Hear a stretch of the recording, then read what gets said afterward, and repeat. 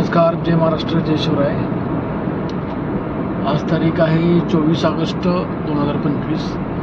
सकाळचे 4:45 झालेत। आपण आता पुणे सोलापूर महामार्गावरती आहोत। आपण सकाळी 3:30 घर सोडलं, पुण्याहून निघालो। आजचं आपलं काम आहे सोलापूर, त्यानंतर आपल्याला बेल्लारी या भागात जायचं आहे कर्नाटकमध्ये। हे दोन कामं आहेत आपली।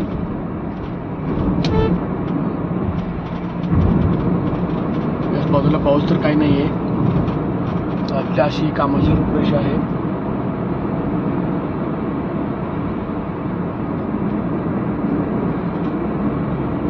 साधारणपणे आपण एका तासामध्ये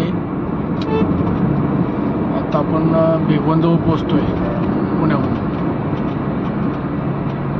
सकाळी लवकर निघण्यामुळे आपलं हे काम थोडंसं गतिमान होतं आणि आपण वेळेवरती साईटवरती पोहोचतो, वेळेवरती ग्राहकांना सेवा मिळते व आपलं काम वेळेत होतं।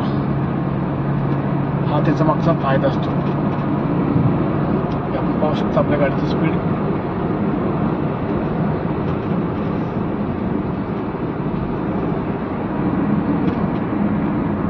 ही आपली किया कॅरेन्स आहे। या गाडीचं वैशिष्ट्य असं आहे की ही गाडी कम्फर्टेबल आहे, 7 सीटर आहे। परंतु प्रॉब्लेम असा आहे की यांनी कॉस्ट कटिंगची आता समोरची काच जी आहे ती ग्रीन टिंटेड द्यायला हवी होती। ती तिने क्लिअर ग्लास दिलेला आहे, लॅमिनेटेड। बाकी डोअरचा ग्लास वगैरे ग्रीन आहेत, त्यामुळे हीट कंट्रोल होते। आणि हेडलाईटचा प्रॉब्लेम आहे। हेडलाईट याची काय लाईट एवढी काय खास नाही आहे। या दोन बाबी याच्यामध्ये मला ह्या 2-3 महिन्यामध्ये आता आपण गाडी घेतलेली आहे, 2-3 महिन्यामध्ये हे जाणवलं की लाईट आणि समोरची काच याच्यामध्ये प्रॉब्लेम वाटतो मला। आणि बाकीच्या गाड्यांनी तुम्ही पाहिलं असेल की वायपरच्या त्या वॉटरचा जो पाण्याचा डबा असतो स्टोअरचा, तो पाठीमागं वेगळा असतो, समोर वेगळा असतो। यांनी काय केलं आहे, समोर एक मोठा डबा दिलेला आहे पाण्याचा आणि त्याच्यातून पाईपलाईन करून पाठीमागं घेतलं आहे। ते पाणी पाठीमागं वायपरसाठी वापरलं जातं। हा त्यांनी याच्यामध्ये बदल केलेला आहे। बाकी गाडी कम्फर्टेबल आहे। गाडी 7 सीटर असल्यामुळं आरामशीर 7 माणसं बसू शकतात आणि सस्पेन्शन वगैरेही चांगलं आहे, ॲव्हरेजही चांगलं आहे। त्यामुळे ही गाडी आम्हाला तर आवडलेलं आहे। पण याच्यामध्ये 2-3 बाबी होत्या, ते मी तुमच्यासमोर नमूद केलेल्या आहेत।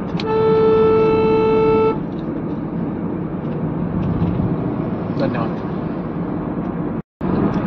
आणि या गाडीमध्ये जो इतर गाड्यांना बोलेरो म्हणा किंवा अन्य कुठल्या गाडीला जो ग्राउंड क्लिनर्स आहे तो 210 mm येतो आणि याला खूपच कमी आहे। याला 185 ते 190 mm आहे। ही गाडी फक्त चांगल्या रस्त्यावरती धावण्यासाठी उत्तम आहे, परंतु रानामाळ्यात शेतावरती नेण्याचं कामाचं नाही आहे। कारण चाकं जागेवरती फिरतात आणि टायर ग्रिप घेत नाही आणि खाली लागतं लगेच। त्यामुळे चाकोर येऊन चालताना गाडी खूप सांभाळून चालू लागते।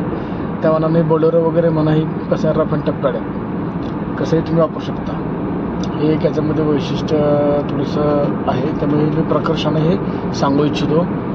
आणि त्यासोबत या गाडीमध्ये ॲव्हरेजला गाडी चांगली आहे। साधारणपणे 19 ते 21 ॲव्हरेज पडतं AC मध्ये, तुमच्या चालवण्यावरती आहे। आता आमचं रनिंग तर दिवसाला साधारणपणे 1000 ते 1500 किलोमीटर होतं।